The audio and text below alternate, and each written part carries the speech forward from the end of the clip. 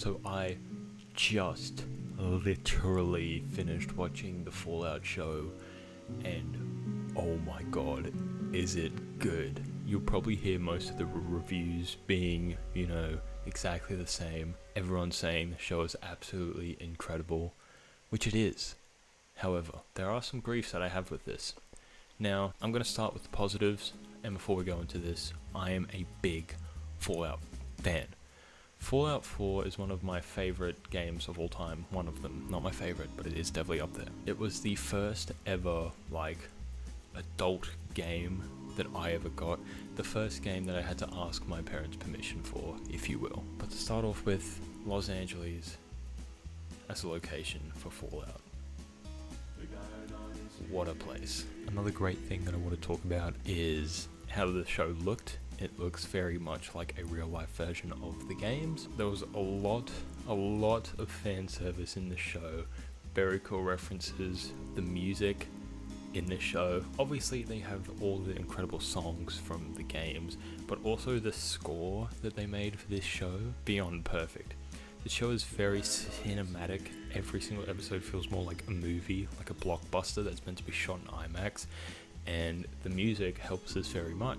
The acting as well was absolutely incredible. Every person that acted in the show made their characters come to life, and speaking of characters, the Vault Dwellers were very, very awkward. They were written as if they were from an episode of The Office, where, the awkwardness is forced, but it's like, it's funny to watch, because obviously they haven't been outside, so they don't know what human interaction's like besides what they're taught in the vault. And also, another character that I absolutely adored was the Ghoul, played by Walton Goggins. I've loved him for ages as well. Absolutely loved him in Justified. He was so good. But I think the best performance at this whole show was actually Goggins as Cooper Howard. Oh my god.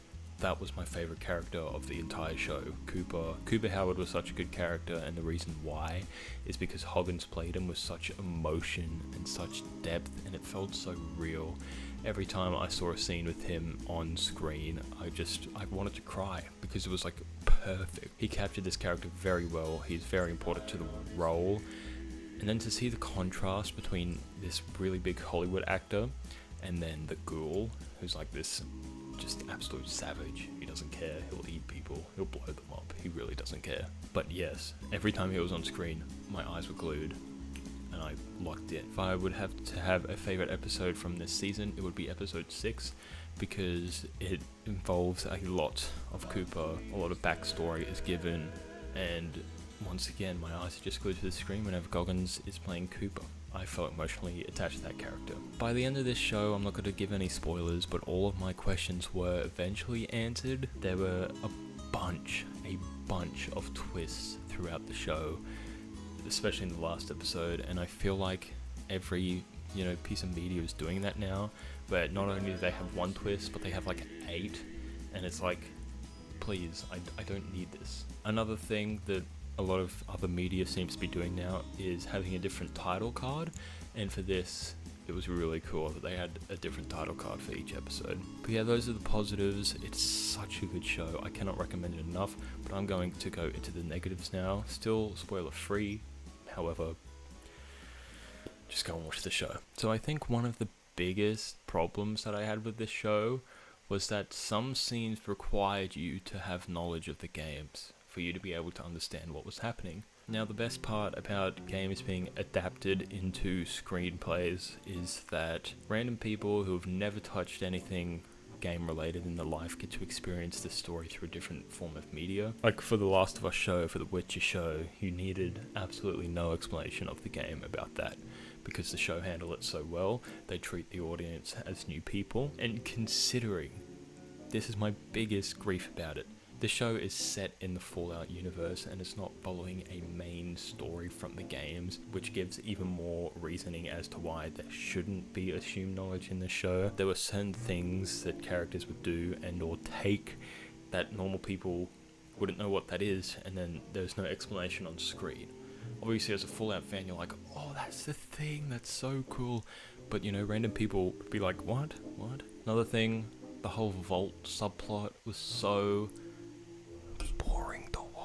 which had a good payout at the end, I guess, but it was very boring.